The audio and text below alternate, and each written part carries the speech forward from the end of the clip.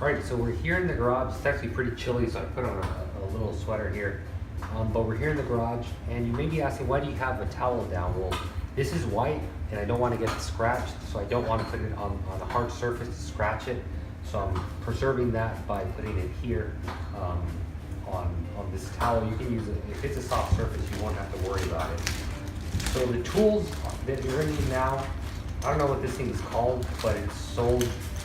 Typically where you find this framing for the windows, you'll find this thing as well. I'm sure someone in the comment box will leave what it's called.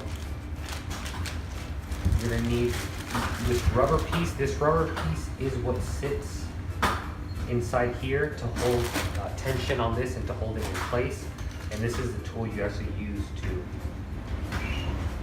to drive it in. So like that, you can see. It actually holds it in tension really well. And then you're obviously gonna need the mesh you're gonna be using, and then a really sharp blade or hobby knife like this.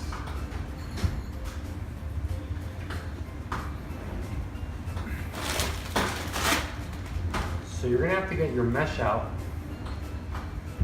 and you're gonna have to, let me see, I forgot, this thing's actually pretty big. You can see I still have enough for like a whole mess of more tanks. So in my case, I'm actually gonna get some scissors out and cut this so I don't have to be dealing with the whole full length of it. So, let's see. I'm trying to find where I last cut it so I can leave a clean side on. Here we go, right here. Okay. You can see I have enough to make, God knows how much.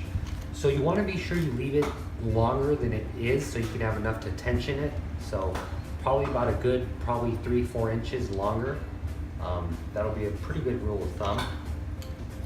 And then, yeah, that'll do it. So we'll start cutting away. Right about there. And then a good another 4-inch on the very top of it.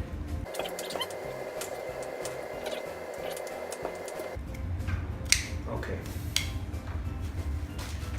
So let's make sure this is the size. So this is more than big enough. You can see I have enough to pull tension on it if I need it. So before we get going, let me clean up the mess I just made, because I kind of like working like that. I don't like making a mess, having anything out that I don't need. So let me put away everything I just got, and then we'll be back and show you guys how we get it on. All right, so we have all the excess out of the way. One thing I did do off camera, I cut a piece just a bit bigger than what's gonna fit inside these slots in here. And then I also brought out, for you guys that do RC cars, you probably know exactly what these are. They're what they call body scissors. So I don't need these. I'm gonna use this to cut the excess, but I think the knife may just be enough, but I have it here just in case I need it. So we're gonna start here with this side first. The first thing to do is on your mesh, locate the straight line, whatever it is. Any mesh you have, it's probably gonna have a reference point of a line.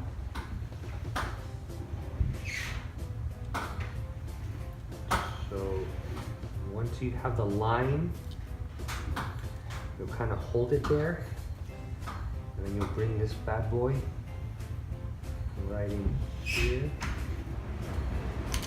You'll force it.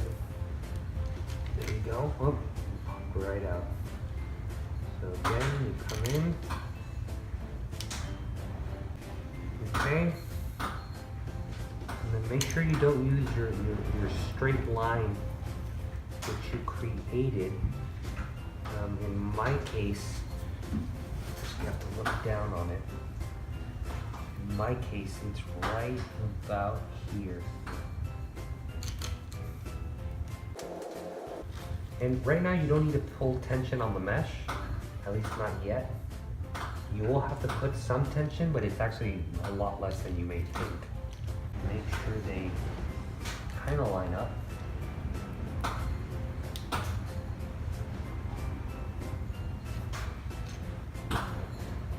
You're going to try your best to square it up. And even though you do your best, the squares may not line up. In this case, it actually did. So there's two sides to this tool. There's a thinner and thicker one. Kind of use them both, see what's better for whatever you're using. In this case, I need to cut it right around there. Push that down. There we go. Okay. So that's actually pretty good. Pretty happy. So on this, what I can do now is turn it here. And when you're putting tension on this, you want to put tension on it, but you don't want a crazy amount of tension, because what's going to happen when you're done, this metal frame is going to warp. So you don't want too crazy tension on it. You just want enough. And then here, what I do is also another thing. Even if you don't apply too much tension to it, you're going to notice that when you put it together, when this rubber piece sits in there, it's actually going to pull it tighter. So it's a really cool thing I learned when I did the first one. I'd never done this before. And it'll actually like pull the whole thing in tension on its own. It's really cool how it works. So on this one, I see it kind of wants to be like this. Okay, perfect. So I'm going to do this side now. And even if you do mess up, you can always remove it and replace it again.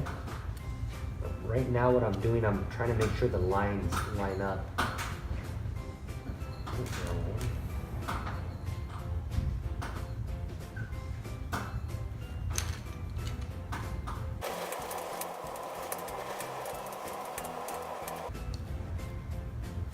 Okay, so the slack I can see is right now I have slack, but it's in this direction, which is fine. I can see there it's gonna equal out. And for you guys watching this video, don't think I'm an expert. For all I know, I'm doing it wrong, but it's worked on my other tank, so I'm not gonna deviate from how I did it before. Okay, so I'm happy how that's coming. You can kind of see here how it's coming along. You can see it only needs tension in this direction, which it's gonna get right now. So then we cut the other strand. It'd be funny if someone watching this that actually does this for a living told me, dude, you were doing it completely wrong. It's not even done like that. But, you know, that's how we learn, so.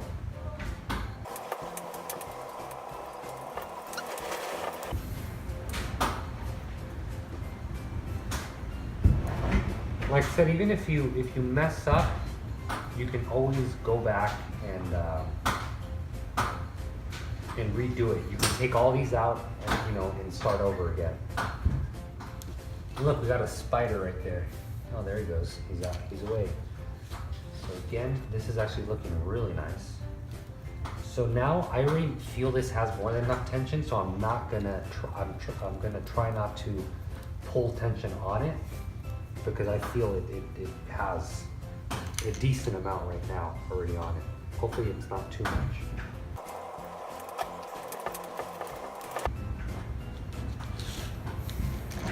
Okay, so this is all in. Man, this floor is really hard. That's 100% in. It's actually has a little bit more tension than the other one I made. And the squares are pretty much lined up. They're obviously not perfect. I noticed on the top here, it swiveled a little bit in that direction. Honestly, it doesn't bug me that much. All right, so I'm pretty happy how it all came out. Now this is where you have to be absolutely confident that you're happy with it, because once you cut this, it's gonna be pretty impossible to reuse this piece. There's no way you're gonna hold it in tension and get it perfect. So I'm happy how it came out. This is where the sharp knife, you can use scissors as well. But you literally just kind of cut across it, and be careful you don't cut into the main piece, because that won't be good.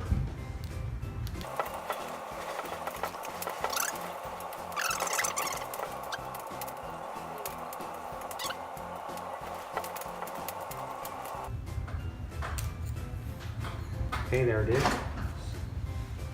So once you're done, just roll the roller one more time.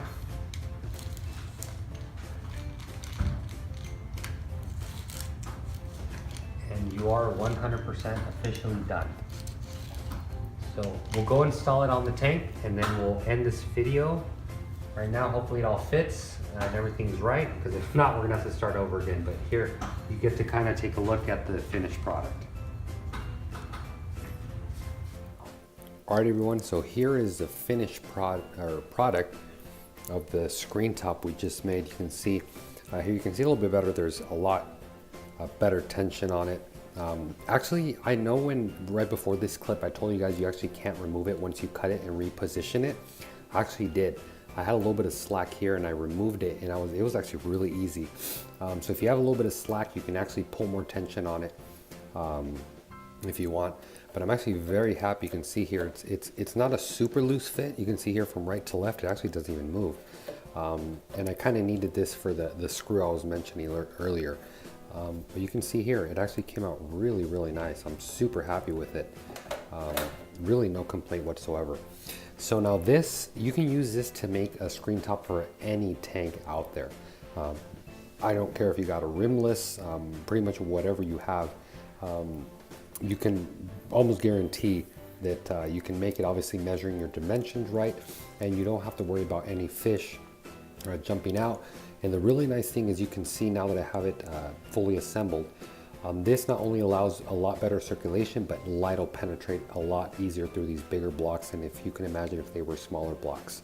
For you guys that are running rimless tanks, I am gonna show you guys some mounts right now. Let me actually go get them. But these mounts you can put on the rimlesses, because you guys may be saying, well, how do you put this on a rimless tank? So let me go get those mounts and show you guys how you can use those, or use a screen top for a rimless tank.